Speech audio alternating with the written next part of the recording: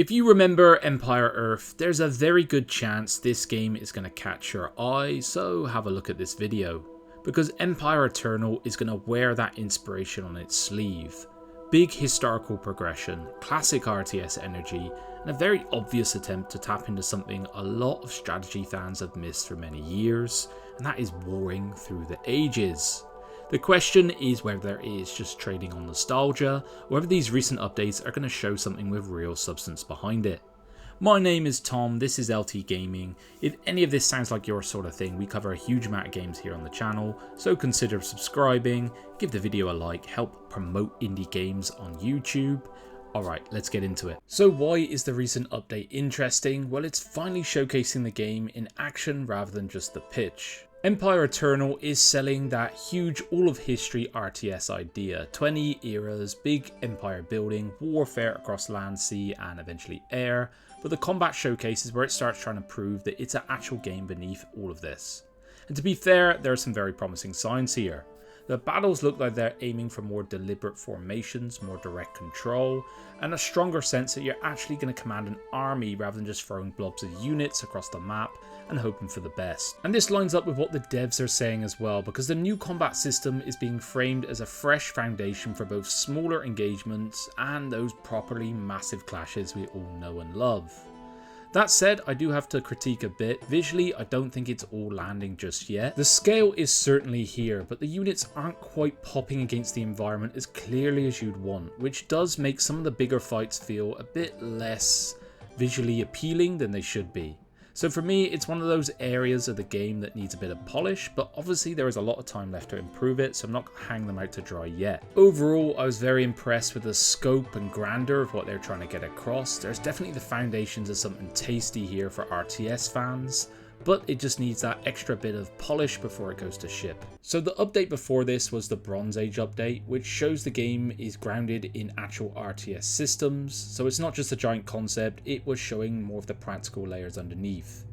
It showcased walls, ships, resource gathering, expanded construction systems, and Bronze Age units including swordsmen, spearmen, horse units, and chariots. And they highlighted the dynamic movement, faster charges that will add tactical depth. And I think this is very important because they're showcasing that they're really trying to go sequentially, age by age, and make sure everything is fleshed out.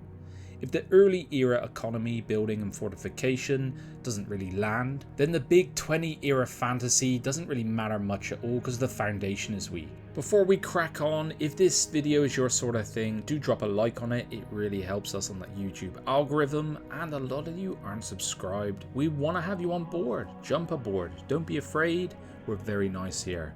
Alright, enough of the faff, let's crack on with it. So clumping together a few of the older dev blogs for a second, because I do think it does a decent job of showing what the team's working on beyond the flashy headline pitch. In this case, they have a real focus on the construction side and the wall building side that are making it stand out. On the building aspect of things, the devs have talked about structures having specific roles in your empire, storage near mines and farms to keep resources moving, barracks, stables, ports for unit production, research building for upgrades, and the general idea you place things where they matter for both efficiency and defense. They mentioned terrain limitations, upgrade paths, dismantling buildings to recover the cost, and even burning structures collapsing. I really like that.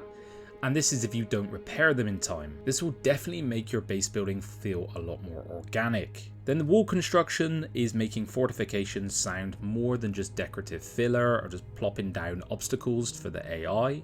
The emphasis here is on protecting your citizens and resources, controlling territory, blocking narrow approaches, and securing your borders for expansion using gates, towers, and ladders to turn your settlements into very defensive spaces. So overall, I just see a lot of thought going into how your base will feel, and that is something that's maybe lacking from the current RTS scene. So I thought I would lump together a few of the older dev blogs now for a second to showcase to you what other things they've been working on and what it seems like they're going to develop further along the way. So the first thing is construction and wall building. The clear theme is they want the Empire side to matter, not just the battles. So they've been talking about placing storage near mines and farms, for example, keeping military buildings close to your defenses, leaving room for expansion and making terrain matter when you build. On the fortification side, it is all about modular walls, gates, towers, and basically choke points, so terrain adapting structures that are meant to protect key areas rather than just plopping them down like you do in Age of Empires 2, for example. And then one of the older dev blogs did catch my eye because it was on boarding and debarkation, because it tells me that these guys want to attack one of the main gripes RTS players have in any game, and that is the naval side of things. The basic pitch is you're going to load troops onto ships or other transports and move them across the map.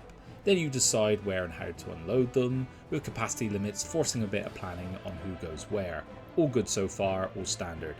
But the distinctive bit was naval combat, or at least in the earlier eras, will depend heavily on what you actually have on board. So archers can attack at range, melee troops are there for close fighting and collisions, and cavalry are basically vulnerable cargo that need protecting rather than to be frontline naval bruisers. And I really like the sound of this because it gives a very tactical feel to how you're going to compose your fleet together. Long range assault ships packed with archers, fast ones with melee troops, and then just keeping your cavalry well back. Honestly, I like this a lot. So what's my opinion on Empire Eternal right now? I'd say it's one to watch with fairly sensible expectations attached. There is something genuinely appealing here, I gotta say. The all of history RTS idea is still a strong one and an underserved one. Recent combat footage at least hints with battles with some scale and structure to them, and older devlogs do suggest the team is thinking about your proper RTS foundations as well. Things like construction, walls, transport, and broader empire building, rather than just the spectacle. At the same time, I do think there's a few areas of caution that I should highlight. There are question marks about the visual clarity, overall polish, and whether all of these systems can actually come together in a way that will feel smooth and satisfying in practice. So for me, I'm going to say cautious optimism. Not blind hype, not writing it off, just a game that is starting to show enough promise to be worth keeping an eye on and be wishlisted, especially if you're like me and you've been waiting far too long for something to scratch that old Empire Earth itch properly. Alright, that will do it for today's video. Hope you've enjoyed it. Let me know in the comments your thoughts, your concerns, and what other upcoming RTS titles or current RTS titles would you like me to take a look at. Okay, see you on the next one, guys. Bye bye.